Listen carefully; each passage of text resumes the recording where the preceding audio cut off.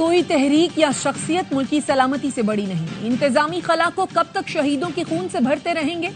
کب تک ایک سافٹ سٹیٹ کے طرز پر جانوں کی قربانی دیتے رہیں گے؟ ملک کو ہارڈ سٹیٹ بنانے کی ضرورت ہے۔ Army chief general Asim Munir کا قومی سلامتی کمیٹی اجلاس میں 2 ٹوک موقف۔ کہا ملک کے تحفظ کے لیے یک زبان ہو کر سیاسی ذاتی مفادات سے بالا بیانی اپنانا ہوگا۔ یہ ہماری اور ہماری نسلوں کی بقا کی جنگ ہے۔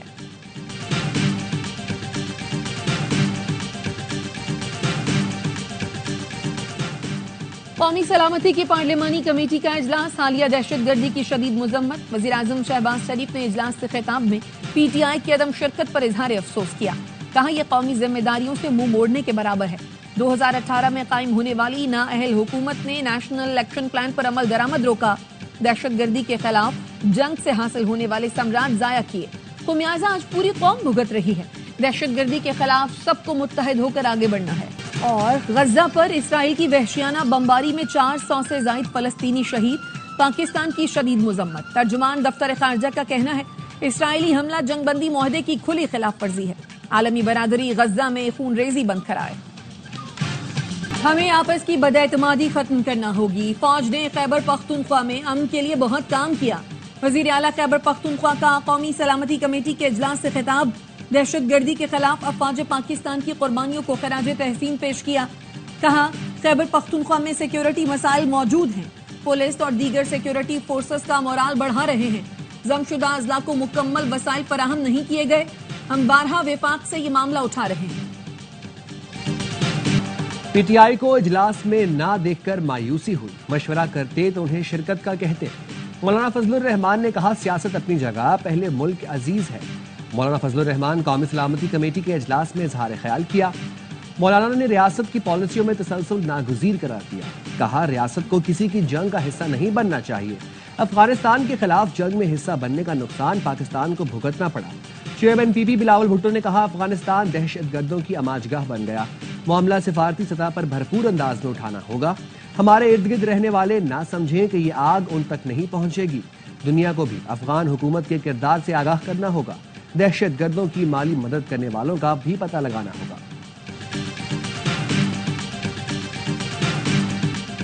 تحریک انصاف کا پارلیمانی قومی سلامتی کمیٹی کے اجلاس کا بائیکاٹ۔ بانی نے سیاسی کمیٹی کے فیصلے کی تائید کی۔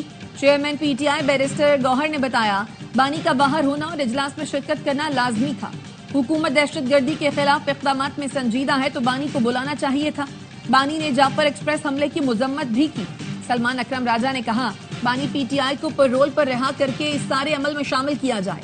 عمر ایوب اور شبلی فراز بولے بانی سے ملاقات اور مشاورت نہ کرنے دینا نا انصافی ہے۔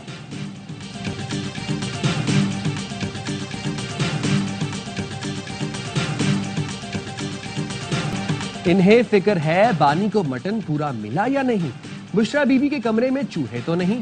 تحریک بائیکاٹ ہمیشہ ملک کے خلاف نظر آئی۔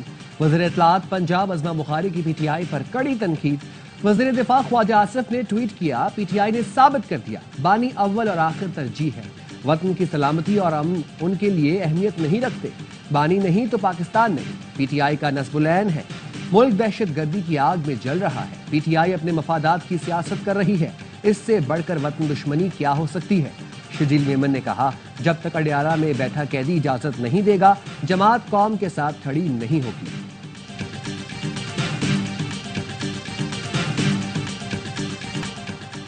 گنڈا پور نے اجلاس میں 9 مئی کی مذمت کی۔ کہا لوگ گمراہ ہو گئے تھے، انہیں سزا دیں۔ سینیٹر فیصل واڈا کی دی رپورٹرز میں گفتگو۔ کہا پی ٹی آئی کنفیوژن کا شکار ہے، پی ٹی آئی نہیں آئی۔ گنڈا پور نے شرکت کی۔ مولانا فضل الرحمان نے بھی شرکت کی۔ پی ٹی آئی بھی اجلاس میں شرکت کرتی تو عالمی سطح پر ایک مثبت پیغام جاتا۔ آج پیغام یہ جانا چاہیے تھا کہ سب سے پہلے پاکستان ہے۔ علی امین گنڈا پور سے میرا اختلاف اب سیاست کی حد تک ہے۔ سوشل میڈیا پر منفی پروپیگنڈے کی تحقیقات۔ پی ٹی آئی کے 16 ارکان میں سے کوئی بھی جے آئی ٹی میں پیش نہ ہوا۔ جے آئی ٹی نے پی ٹی آئی ارکان کو آج طلبی کے نوٹس جاری کیے تھے۔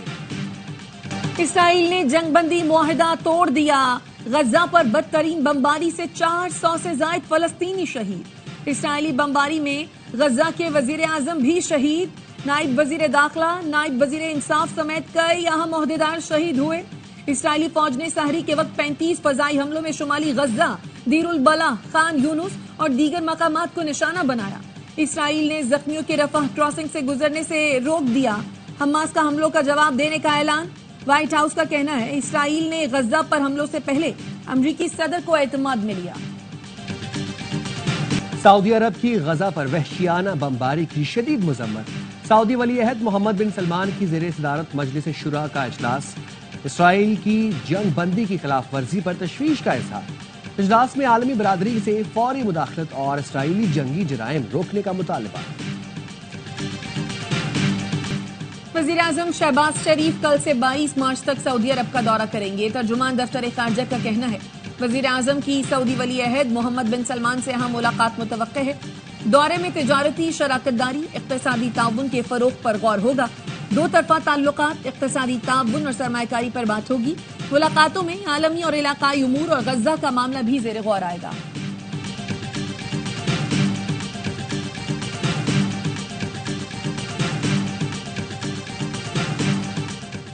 بھارتی حکومت نے عوامی ایکشن کمیٹی اور جموں کشمیر اتحاد المسلمین پر 5 سال کی پابندی لگا دی۔ کل جماعتی حریت کانفرنس نے پابندی کو کشمیری عوام کی سیاسی آواز دبانے کی کوشش قرار دیا۔ مقبوضہ کشمیر کی ثقافتی اور مذہبی شناخت خطرے میں، کئی مسلم تاریخی مقامات پر بھارتی حکمت عملی کے تحت ختم ہونے کے قریب ہے۔ 2 دہائیوں میں متعدد اسلامی کتب خانے اور مدارس ضبط یا بند کر دیے گئے۔ پاکستان کا افغانستان سے ہونے والی دہشت گردی کو ترجیحی مسئلہ قرار دینے کا مطالبہ۔ سلامتی کونسل کے اہم اجلاس سے خطاب میں پاکستانی مستقل مندوب منیر اکرم نے کہا سلامتی کونسل دہشت گردی کے خلاف اپنے فیصلوں پر عمل درآمد کو یقینی بنائے۔ بولے جعفر ایکسپریس حملے کے دوران دہشت گردوں کا ہینڈلر سے افغانستان میں رابطہ تھا۔ دہشت گردوں کو افغانستان سے حملے کی منصوبہ بندی اور ہدایات دی گئی۔ ہمارے پاس شواہد ہیں کہ یہ حملہ ہمارے دشمن نے افغان پراکسیز کے ذریعے کرایا۔ ٹرین حملے سمیت دہشت گردی پاک چین تعاون اور سی پیک میں رکاوٹ ڈالنے کے لیے ہے۔ جعفر ایکسپریس پر حملہ کرنے والے ہلاک دہشت گردوں کی تصویریں سامنے آ گئیں۔ 33 دہشت گردوں کو سیکیورٹی فورسز کے کلیئرنس آپریشن کے دوران جہنم واصل کیا گیا۔ سیکیورٹی ذرائع کے مطابق دہشت گرد غیر مسلم ملکی اسلحے سے لیس تھے۔ دہشت گرد مسافروں کو انسانی ڈھال کے طور پر استعمال کرنا چاہتے تھے۔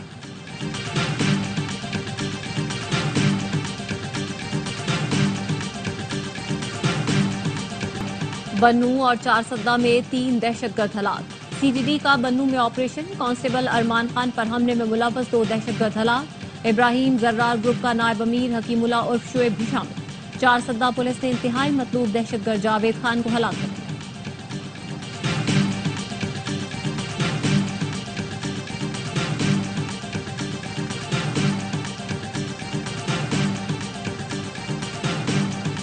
بحرین کے نیشنل گارڈ کمانڈر شیخ محمد بن عیسیٰ بن سلمان الخلیفہ کا GHQ کا دورہ، army chief general Syed Asim Munir سے ملاقات، باہمی دلچسپی کے امور، علاقائی سلامتی، 2 طرفہ فوجی تعاون مضبوط بنانے پر تبادلہ خیال۔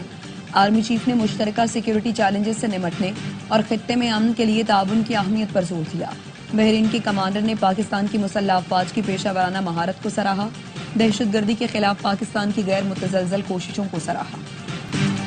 دریائے سندھ سے 6 نہریں نہیں نکالنے دیں گے۔ حکومتوں کے پاس بہت راستے ہوتے ہیں، سڑکوں پر احتجاج کا مرحلہ ابھی نہیں آیا۔ وزیر بلدیات سندھ سعید غنی کا کہنا ہے پانی کی شدید قلت کے باوجود کینال بنانے کی بات کرنا سمجھ سے باہر ہے۔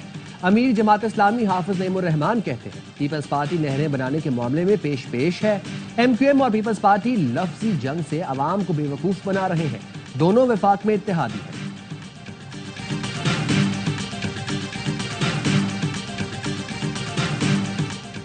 تربیلا ڈیم میں پانی ڈیڈ لیول پر پہنچ گیا۔ پانی کا ذخیرہ کم ہو کر 5000 ایکڑ فیٹ رہ گیا۔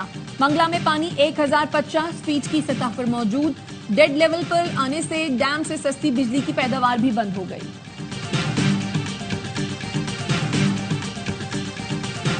7 IPPs اور CPPA نے نیپرا میں ٹیرف نظر ثانی کی درخواستیں دائر کر دی۔ سماعت 24 مارچ کو ہوگی۔ ٹیک اینڈ پے سسٹم کے تحت ادائیگیوں کے طریقہ کار کا جائزہ لیا جائے گا۔ سماعت میں روپے اور ڈالر کی قدر کے فرق کے طریقہ کار پر نظر ثانی کا جائزہ لیا جائے گا۔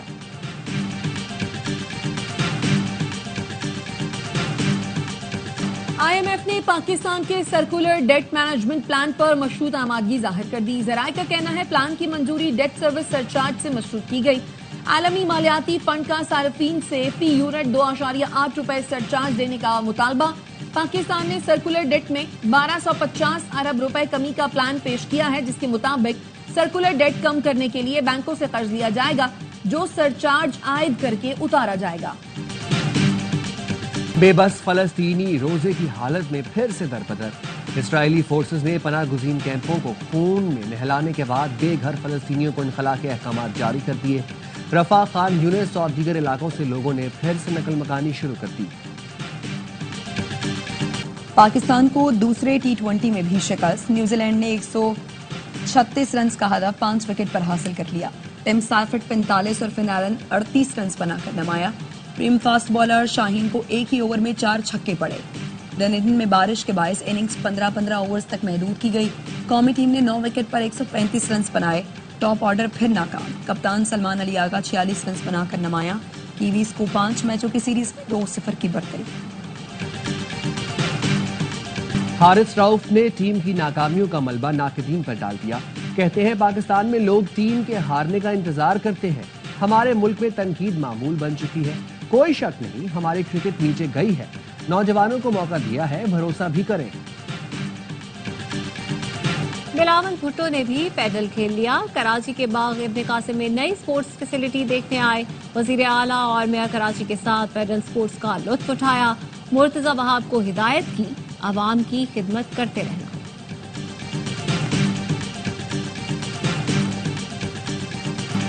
گورنر نے وفاق سے سندھ کو 100 ارب دلوانے کی حامی بھر لی. مرتضی وہاب کے کہنے پر 100 ارب ضرور دلواؤں گا. گورنر سندھ کا میئر کراچی کے خط پر جواب. کہا وفاق کو 100 ارب کے لیے خط لکھ رہا ہوں. مرتضی چھوٹے بھائی ہیں، آئیں مل کر کام کریں.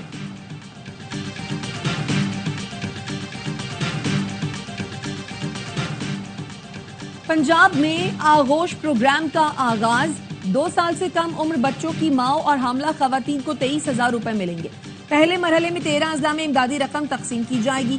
وزیر اعلیٰ مریم نواز کہتی ہیں صحت اور علاج ہر ماں بچے کا بنیادی حق ہے.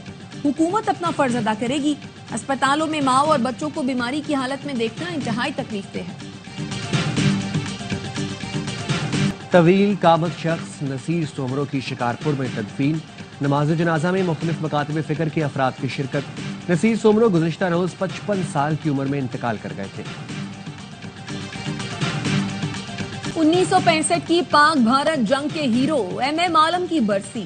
پاک فضائیہ کے شاہین نے 1 منٹ سے بھی کم وقت میں دشمن کے 5 طیارے مار گرائے.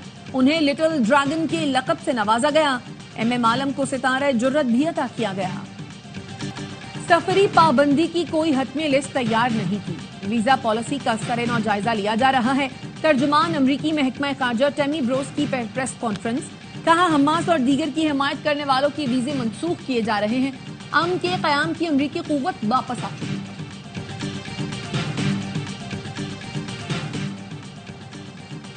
وائس آف امریکہ کی بندش کے بعد ملازمین کو برطرفیوں کا پروانہ مل گیا. سینکڑوں کانٹریکٹ ملازمین کو ای میل موصول. صدر ٹرمپ کے ایک دستخط نے سینکڑوں ملازمین کو نوکریوں سے فارغ کیا. پاکستان سمیت دنیا بھر میں VOA ملازمین کو پہلے انتظامی چھٹی پر بھیجا گیا تھا. PSL 10 کی ٹرافی کراچی، حیدرآباد اور لاہور کے بعد ملتان پہنچ گئی. ٹرافی کی ملتان کرکٹ اسٹیڈیم میں رونمائی. شائقین نے دلوں میں نعرہ کے ساتھ تصویریں بنوائی. اور پاکستان کا سب سے بڑا گیم شو جیتو پاکستان لایا بڑے بڑے انعامات. اس رمضان ایک خوش نصیب خاندان نے پہلی بار جیتا 85 لاکھ کا ARY لگونا DHA گجرانوالہ کا اپارٹمنٹ. شو میں 1 کروڑ 25 لاکھ تک کی مالیت کے انعامات تقسیم کیے گئے. تبھی تو ہے جیتو پاکستان پاکستان کا نمبر 1 شو صرف ARY ڈیجیٹل پر.